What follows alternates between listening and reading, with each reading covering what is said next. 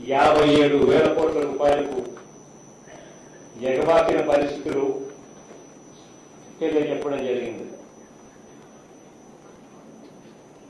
అదే మాదిరిగా 2,58,922 కోట్లు 28 కోట్లకు ఎగబాకడం జరిగింది.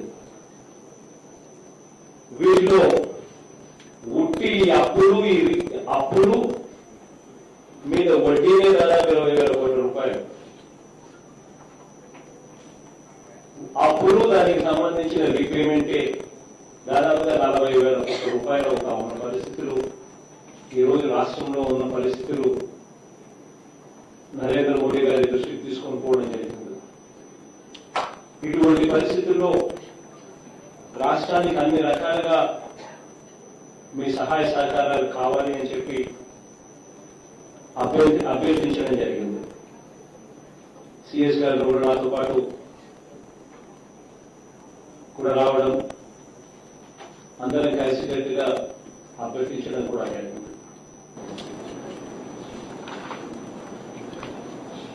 ఇక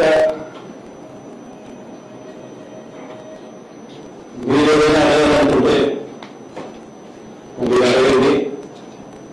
రెస్పాన్స్ ట్వీట్ కూడా చేశారు తెలుగులో. రాష్ట్రానికి సంబంధించిన అన్ని సమస్యల మీద ఆయన చెప్పడం, ఆయన సానుకూలంగా స్పందించాలని నేను అనుకుంటా ఉన్నాను. సానుకూలంగా ఆయన ఉండాలని అనుకుంటా ఉన్నాను. కారణం ఏంటంటే ఈరోజు ఇదే ఎన్డీఏ ప్రభుత్వం ఈ 250 స్థానాల్లో ఉంటే బహుశా ఈ పరిస్థితి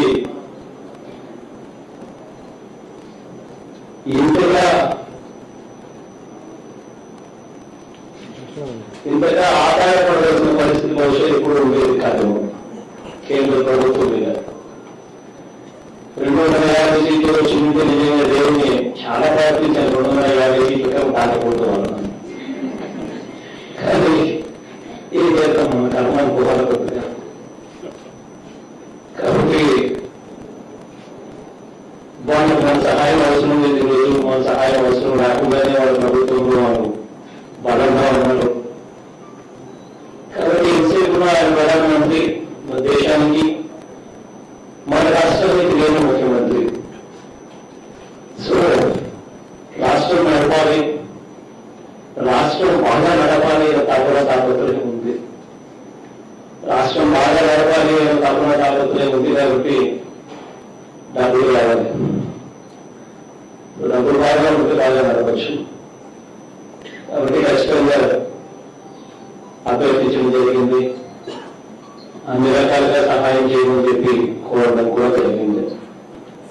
ప్రత్యేక హోదా మొదట అంశం మీదనే నేను చెప్పిన మా 250 వచ్చితే బాగుంటుందని. మిగిలినైతే ఎలాగో అభివృద్ధిగా ఎలాగో జరుగుతాయి. కానీ ఒక 250 వచ్చింటే ప్రత్యేక హోదా సంతకం పెట్టిన తర్వాత నేను ప్రభుత్వం ప్రమాణ స్వీకారం చేసే పరిస్థితులకి కేంద్ర ప్రభుత్వం ముందుండేది. కానీ అన్ఫార్చునేట్లీ అది జరగలేదు. అన్ఫార్చునేట్లీ అది జరగలేదు. కాబట్టి వాళ్ళకు కొంత అవసరం లేదు. కాబట్టి మనం మన బాధ ఇది అని మనం చెప్పుకోగలుగుతాం, చెప్పుకున్నాం. పాజిటివ్ గా స్పందించారు. కానీ సంతకం పెడతా ఉన్నాడా అంటే ప్రయత్నం చేస్తూనే పోవడం. ఇది ఒకరి మాత్రమే ఖచ్చితంగా చెప్తా ఉన్నా, ఇది మన హక్కు. రాష్ట్రాన్ని విడగొట్టేటప్పుడు ప్రీ కండిషన్ గా ఇది చేస్తాము అని చెప్పి రాష్ట్రాన్ని విడగొట్టారు. ఇది మనం దగ్గర వదిలేసామంటే ఇక ఆ తర్వాత ఎప్పుడూ కూడా ఇవ్వరు. ఇక ఆ తర్వాత ఎవరు కూడా ఎప్పుడు కూడా పట్టించుకోరు. ఓకే, ఆయన ప్రధానమంత్రి, ఆయన మన అవసరం లేదు అన్న పరిస్థితుల్లో ఇవాళ మనం ఉన్నాం. అటువంటి పరిస్థితుల్లో ఇవాళ రాష్ట్రం అదొకటే సమస్యలు అనుకుంటే రాష్ట్రానికి ఆర్థిక సమస్యలు కూడా, విపరీతమైన అన్యాయమైన పరిస్థితులు కూడా ఇవాళ ఉన్న పరిస్థితుల్లో ఇవాళ రాష్ట్రాన్ని నడుపుతా ఉన్నాం. ఆయనేమో ప్రధానమంత్రి, మనమేమో ముఖ్యమంత్రి. రాష్ట్రం బాగా జరగాలి అంటే వాళ్ళ సహాయ సహకారాలు కావాలి. కాబట్టి ఖచ్చితంగా ఏ మేరకైతే రాబట్టగలుగుతామో, ఏ మేరకైతే ఒత్తిడి తేగలుగుతామో అది కన్సిస్టెంట్ గా జరుగుతానే ఉంటుంది. ఒకసారితో కాదు, ఒకసారి కాలిపోదు. కానీ ఒక్కటైతే నేను ఖచ్చితంగా చెప్తాను, ఈ రోజు మొట్టమొదటిసారి నేను ప్రధానమంత్రిని కలిశాను. బహుశా రాబోయే రోజుల్లో ఈ 5 సంవత్సరాల కాలంలో దేవుడు ఆశీర్వదిస్తే ఇంకా 30-40 సార్లు కూడా కలుస్తాను. కానీ కలిసిన ప్రతిసారి మాత్రం ఆయన ప్రత్యేక హోదా ఇచ్చేంత వరకు ప్రతిరోజు అడుగుతూనే ఉంటా కలిసినప్పుడు. అది మాత్రం కష్టంగా అది ఎప్పుడో ఒకసారి కష్టంగా వస్తుంది. దాన్ని మాత్రం వదిలేసే పరిస్థితి మాత్రం ఎప్పుడూ ఉండదు. ఖచ్చితంగా అడుగుతూనే ఉంటుంది. సార్, ఆంధ్రప్రదేశ్ ముఖ్యమంత్రి గారికి ముందుగా శుభాభినందనలు. అన్న వస్తున్నాడు, నవరత్నాలు తెస్తున్నారు అంటూ ఆత్మీయ సుస్థిర స్థానాన్ని సంపాదించుకున్నారు మీరు.